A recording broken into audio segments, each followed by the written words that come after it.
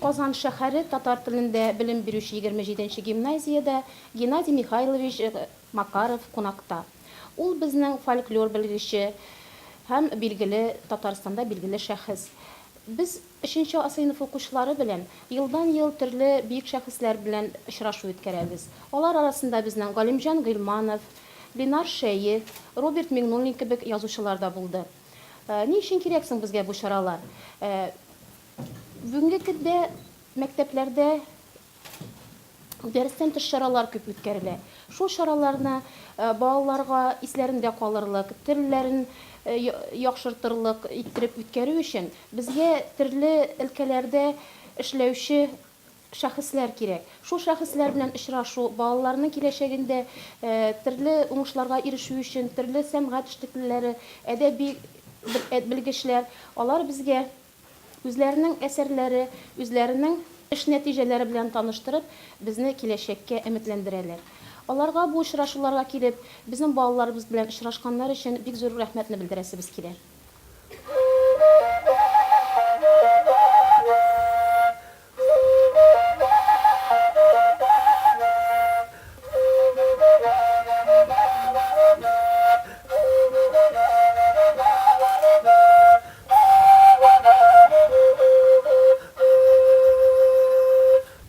Sağınıp küttük üzügüzni, Күркәм нурлы yüzüгüzni, Сез кадерле кунакларны, Хөрмәт итәбез без сезне. Безнең теләкләр шул сезгә, Yüzüгез нур белән тулсын, Уңай булсын юлларыгыз, Кабул булсын эшләрегез. Борын үткән заманда Болгар белән Сарайда, Җаек белән Иделдә, Алтын Урда, Ак Урда, Данлы Кыпчак җирендә Туктамыш дигән хан булды. Ил булганга ил булды, яу булганга яу булды, Биләгәнгә кыл булды, әйдәгәне мал булды. Сарай дигән каласы, 80 урам арасы, Сары мәрмәр алтын таш, 8 йорткадан булды. Балалар, бүген без сезнең белән матур әңгәмә кырдык. Сезгә мин төрле музыка кораллары турында сөйләдем. Сез үзегездә миңа кызыклы сораулар бирдегез. Мин уйлыйм, менә мондый очрашулар безгә бик кирәк. Бердәм сезгә беләсегез килә борынгы музыка кораллары нинди булганын. Икенчедән безгә олыларга мондый очрашу бик кирәк, чөнки без үзебезнең белгәннәребезне сезгә тапшырасыбыз килә. Шуннан да менә бүген 27-нче татар гимназиясендә зур бәйрәм булды.